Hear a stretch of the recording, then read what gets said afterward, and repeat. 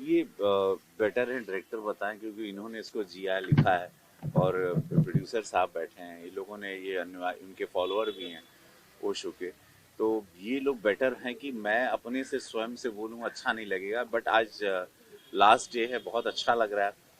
प्रयास किया है कि मैं अभी तक 650 फिल्मों के दौरान अलग अलग किरदार में आता रहा, और देश ने मुझे 30 साल से आशीर्वाद दिया, प्यार दिया, हर भाषा में दिया। जहां भी मैं गया, जो भी भाषा में काम किया मैंने, जिस प्रांत में, तो एक ये भी था कि जब ये लोग आए तो हमने कहा कि आप हमको क्यों लेना चाहते हैं। तो उन्होंने कहा आपकी आंखें मिलती हैं उनसे। और फिर इनका डायरेक्टर साहब का इनका कुछ थॉट होगा, इन्होंने हमको कन्विंस किया, फिर उन्होंने कहा कुछ कुछ पहलू ये सब नहीं होंगे। और ये अलग यात्रा है जिसको अनटैप किया गया है, जो मध्य प्रदेश से शुरू होती है। तो एकदम इनिशियल डेज जब उनके थे, उसको कोई लोग नहीं जानते, तो उन्होंने उस वाले वक्त को छुआ। ये वो सारी चीजें जो बहुत कम लोग जानते हैं, वो पहलू को इन्होंने छुआ।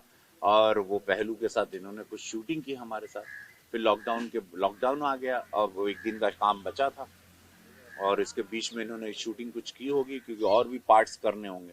जब भी हम दिखाई दिए कि ओशो के रूप में, वो फिर एक कहानी क्या होगी वो विस्तार में डायरेक्टर साहब बता पाएंगे, क्योंकि उन्होंने इसको बड़ी मेहनत की, काफी दिनों से ये काम की। तो मैं चाहूंगा कि आप बोलें। बोलिए बोलिए। सबसे पहले तो एक डायरेक्टर चाहता है कि जिस कास्ट करूँ, ऐसे लोगों को कास्ट करूँ जो जिनके साथ काम करना भी कंफर्ट हो, और लुक वगैरह तो मैटर करता ही है। तो निसंदेह रवि सर का लुक मुझे उसमें मेरे हिसाब से अच्छा लगा, और मुझे लगा कि मैं कंफर्ट रूप से काम भी कर पाऊंगा। इस फिल्म में बेसिकली हम लोगों ने ओशो का बचपन से लेकर के अंत तक, अमेरिका के जर्नी तक, जो भी दिक्कतें आई, जिस तरीके से उनको देखा गया, कुछ लोग उनको सेक्स गुरु बोले, कुछ लोग अमीरों का गुरु बोलते थे, मतलब जितने भी वाद विवाद में फंसे या जो भी था उनका जर्नी, उसको हम लोगों ने एक बारीक ढंग से पिरोने का कोशिश किया है। और सर ने बहुत काफ़ी कोऑपरेट किया और काफ़ी अच्छा नज़र आ रहा है। बाकी आप फिल्म देखने के बाद चीज़ें पता हाँ, चलेंगी। हमको लगता है कि इस बारे में, इस फिल्म के बारे में, अ, ये देखने वाली फिल्म है कि कैसे हम लगेंगे, वो ज्यादा लोगों को आनंद आएगा, बशर्ते इसकी पब्लिसिटी हम लोग शब्दों में अभी से करें। ये सरप्राइज होगा जब इसका पहला टीजर आएगा।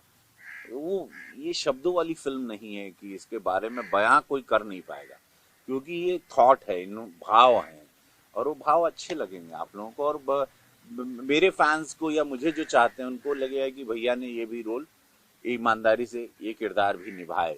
तो ये जीना, बहुत लोग कहते हैं ना कैरेक्टर में हम डूब गए या कैरेक्टर में घुस गए, हमको लगता है कैरेक्टर में जीना चाहिए, और वो एक आनंद अलग है। तो अब इतने साल की सिनेमा के छात्र होने के नाते हमको लगता है कि थोड़ा समझ में आ गया कि जिया कैसे जाता है किरदारों को। तो अब वो प्रयास इसमें हल्का किया है, करता रहूंगा। राजनीति के साथ फैंस मुझे देखना भी चाहते हैं, और हमको कभी हमारी पार्टी से कोई बंदिशें नहीं आई। पार्टी के कार्य के वक्त पार्टी के साथ रहते हैं, लेकिन जब हमको लगता है देश को आनंद देना है, या देश मुझे जिस लिए जाना जाता है, या मुझे इतने सारे लाख वोट मिले हैं, 7.5 लाख वोट मिले हैं, तो उसमें सिनेमा बहुत बड़ा, मेरी पहचान यही है। तो कहीं ना कहीं मुझे हमको कुछ कुछ इंटरवल्स में अपने दर्शकों के लिए और स्वयं के लिए भी आना चाहिए। इस फिल्म के तहत आपको ओशो को करीब से देखने का मौका मिला, तो उनकी किन बातों ने आपको प्रभावित किया? और उनके अंदर का देखिए, उन्होंने खुद को शायद पाया, उनके पास सारे सवालों के जवाब स्वयं के थे, और उन्होंने स्वयं क्रिएटेड एक आंसर बनाया था, जिसकी वजह से उनकी बॉडी लैंग्वेज में इतनी शांति आ चुकी थी।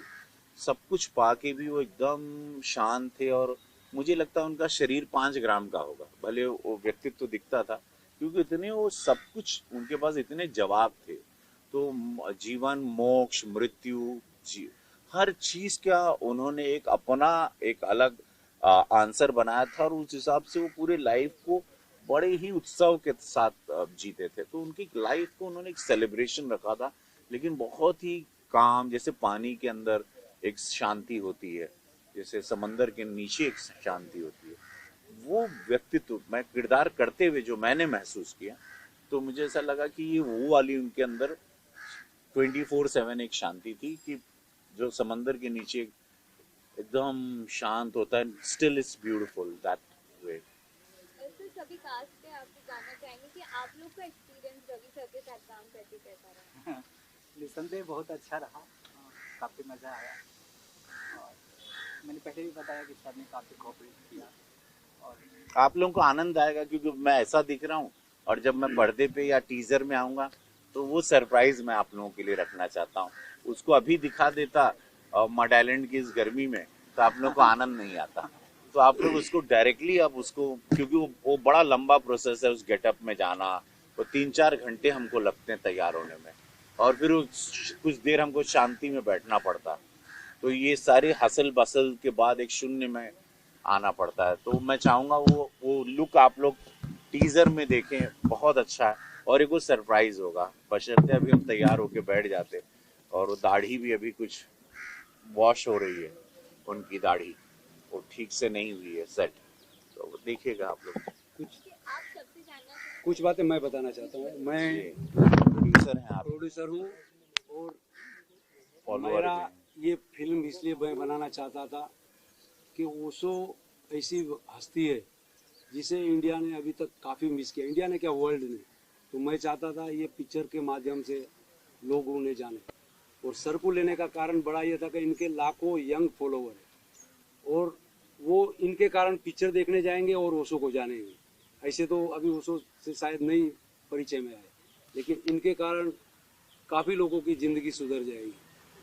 और ओशो ऐसे व्यक्ति है जिन्होंने धर्म पे, राजकारण पे और दुनिया भर के जो नए बहुत से सदगुरु हो गए, आप बोलो बोलो बोलो। उनके अंदर काफ़ी मिक्स हो गया था, तो वो भी उन्होंने साफ किया। तो जो आपके मीडिया के माध्यम से मैं लोगों को कहना चाहता हूँ कि आप ओशो को सर्च करें, यूट्यूब पे जाए, आपकी ज़िंदगी संवर जाएगी। ये नहीं तो आपको ऐसा लगेगा कि कुछ मिस कर गए।